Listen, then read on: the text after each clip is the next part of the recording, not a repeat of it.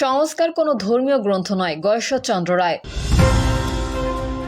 সেনাবাহিনী সবসময় জুলাই আন্দোলনে আহতদের পাশে থাকবে, বললেন সেনাপ্রধান। নির্বাচন নিয়ে টালবাহানা করবেন না, বললেন টুকু।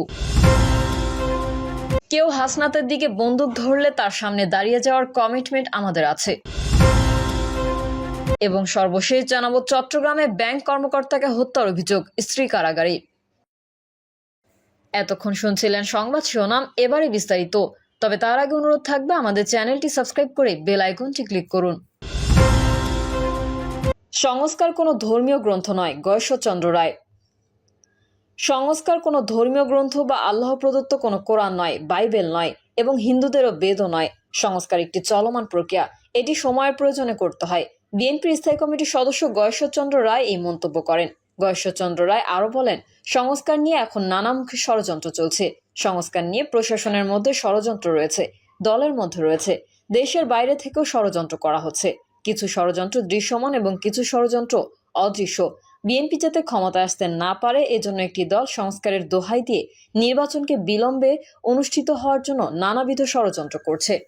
অতীত প্রেক্ষাপট উল্লেখ করে তিনি আরো বলেন, শেখ মুজিব ক্ষমতা পাকাপোক্ত করার জন্য বাকশাল গঠন করেছিলেন, কিন্তু বাকশাল কি জিনিস এটি খায় না মাথায় দেয় সেটি তার দলের কর্মীরা বুঝতো না, তাই তিনি জীবন দিয়ে এর খেসারত দিয়েছেন। এখন থেকে শেখ মুজিবের দুইবার মৃত্যু দিবস পালন করতে হবে, একবার 15 আগস্ট, আরেকবার 5 আগস্ট। শেখ হাসিনা উন্নয়নের দোহাই দিয়ে গণতন্ত্রকে হত্যা করেছিলেন, এজন্য তিনি দেশ থেকে পালিয়ে যেতে বাধ্য হয়েছেন। ভোটের মালিক জনগণ, দেশের মালিকও জনগণ। তাই বিএনপি নেতাকর্মীদের এমন কোনো কর্ম করা যাবে না যেন ভোটের বাজারে ব্যালট বাক্সে আগুন লাগে। আগে দেশ, পরে দল, তারপরে ব্যক্তি। যার যার ভোট তার তার হাতে। এখন স্বামীর কথায় কেউ ভোট দেয় না, আবার বউয়ের কথায় স্বামীও ভোট দেয় না। কয়েকদিন যাবৎ দেশে যা ঘটছে তা ভোট বন্ধ করতে কোনো ষড়যন্ত্র হচ্ছে কিনা সেই বিষয়ে আমাদের ভাবতে হবে। গয়েশ্বরচন্দ্র রায় বলেন, গুজবে কেউ কান দিবেন না, দৌড় দিবেন না এবং দলের নেতাকর্মীদের সবার সাথে সংযত আচরণ করার জন্য তিনি আহ্বান জানান। সেনাবাহিনী সবসময় জুলাই আন্দোলনে আহতদের পাশে থাকবে, বললেন সেনাপ্রধান। বাংলাদেশ সেনাবাহিনী সবসময় জুলাই আন্দোলনে আহতদের পাশে থাকবে বলে জানিয়েছেন সেনাপ্রধান জেনারেল ওয়াকারুজ্জামান। তিনি জুলাই আন্দোলনে আহতদের মনোবল না হারানোর পরামর্শ দিয়েছেন। এই সহায়তা কার্যক্রম এখনও চলমান আছে বলে জানিয়েছেন তিনি। সেনাপ্রধান আরও বলেন, আহতদের আর্থিক সহায়তা দিতে কাজ করছে সেনাবাহিনী। পাশাপাশি ব্যবসায়ী ও বিভিন্ন প্রতিষ্ঠানও আহতদের সহায়তায় এগিয়ে এসেছে। জুলাই আন্দোলনে আহতদের উদ্দেশ্যে তিনি বলেন, আপনারা জাতির কৃতি সন্তান, আমরা আপনাদের পাশে আছি সবসময়। আপনারা মনোবল হারাবেন না। নিশ্চয়তা দেওয়া হচ্ছে, আহতদের পাশে থাকবে সেনাবাহিনী, তাদের পুনর্বাসনে সহযোগিতা করা হবে। নির্বাচন নিয়ে টালবাহানা করবেন না, বললেন টুকু।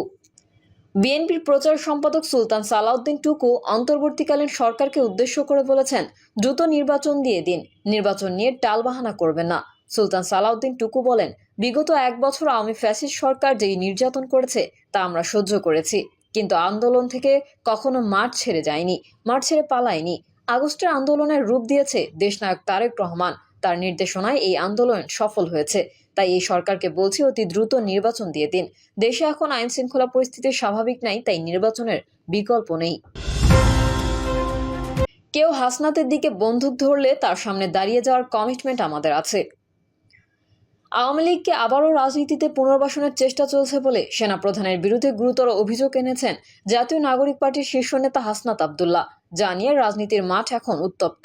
সেনাপ্রধানের বিরুদ্ধে দেওয়া ওই পোস্টের পর অনেকেই হাসনাতকে কাঠগড়ায় দাঁড় করাচ্ছেন। তবে এই ব্যাপারে সবাইকে সতর্ক করে দিয়েছেন এনসিপির আরেক শীর্ষ নেতা সার্জিস আলম।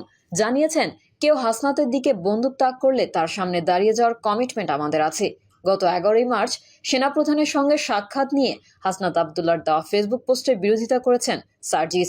এই নিয়ে বিতর্ক তৈরি হলে এমতো অবস্থায় নিজের অবস্থান তুলে ধরতে আজ একটি পোস্ট করেছেন সার্জিস। হাসনাতের দেওয়া পোস্টের কিছু জায়গায় সংশোধন, সংযোজন ও বিয়োজন এনেছেন তিনি। সেদিন আমি এবং হাসনাত সেনাপ্রধানের সঙ্গে গিয়ে কথা বলি। আমাদের সঙ্গে আমাদের দলের গুরুত্বপূর্ণ কয়েকজন সদস্যেরও যাওয়ার কথা ছিল, কিন্তু যাওয়ার পূর্বে মুহূর্তেই ব্যক্তিগত সমস্যার কারণে তিনি যেতে পারেননি। প্রথমেই স্পষ্ট করে জানিয়ে রাখি, সেদিন সেনানিবাসে আমাদের ডেকে নেওয়া হয়নি, বরং সেনাপ্রধান মিলিটারি অ্যাডভাইজারের সঙ্গে যখন প্রয়োজন হতো তখন মেসেজের মাধ্যমে আমাদের কিছু জিজ্ঞাসা ও উত্তর আদান প্রদান হতো। যেদিন সেনাপ্রধান পিলখানা হত্যাকাণ্ড দিবসে অনেকটা কড়া ভাষায় বক্তব্য দিলেন এবং বললেন এনাফ ইজ এনাফ, তখন আমি সেনাপ্রধানের মিলিটারি অ্যাডভাইজারকে জিজ্ঞাসা করি, আপনাদের দৃষ্টিতে অনাকাঙ্ক্ষিত কিছু দেখছেন কিনা? সেনাপ্রধানের বক্তব্য তুলনামূলক স্ট্রেট ফরওয়ার্ড এবং হার্শ মনে হচ্ছে। তিনি আমাকে বললেন, তোমরা কি এই বিষয়ে সরাসরি কথা বলতে চাও? আমি বললাম, বলা যেতে পারে। এরপরে সেদিন সেনাপ্রধানের সঙ্গে আমাদের সাক্ষাৎ হয়। সেনা ভবনে সেই রুমে আমরা তিনজনই ছিলাম, সেনাপ্রধান, হাসনাত এবং আমি। মানুষ হিসেবে যে কোনো ব্যক্তি বা ব্যক্তির অভিমতকে এক একজন এক একভাবে অবজার্ভ করে। হাসনাত সেদিন তার জায়গা থেকে যেভাবে সেনাপ্রধানের বক্তব্যকে অবজার্ভ ও রিসিভ করেছে এবং ফেসবুকে লিখেছে, আমার সেক্ষেত্রে কিছুটা দ্বিমত আছে। আমার জায়গা থেকে আমি সেদিনের বক্তব্যকে সরাসরি প্রস্তাব দেওয়ার আঙ্গিকে দেখি না, বরং সরাসরি অভিমত প্রকাশের মতো করে দেখি। অভিমত প্রকাশ এবং প্রস্তাব দেওয়া দুটি বিষয়ের মধ্যে পার্থক্য রয়েছে। যদিও পূর্বের তুলনায় সেদিন সেনাপ্রধান অনেকটা স্ট্রেট ফরওয়ার্ড ভাষায় কথা বলছিলেন। পাশাপাশি রিফাইন্ড আওয়ামী লীগের জন্য চাপ দেওয়ার যে বিষয়টি এসেছে, সেখানে চাপ দেওয়া হয়েছে এমনটি আমার মনে হয়নি। বরং রিফাইন্ড আওয়ামী লীগ না আসলে দীর্ঘমেয়াদে দেশের পরিস্থিতি এবং রাজনৈতিক দলগুলোর মধ্যে যেই সমস্যার সৃষ্টি হবে, সেটা তিনি অতি আত্মবিশ্বাসের সঙ্গে বলছিলেন। হাসনাতের বক্তব্যে যে টপিকগুলো এসেছিল, যেমন রিফাইন্ড আওয়ামী লীগ, সাবের হোসেন, শিরিন শারমিন চৌধুরী, সোহেল তাজ, এসব নিয়ে কথা হয়েছিল।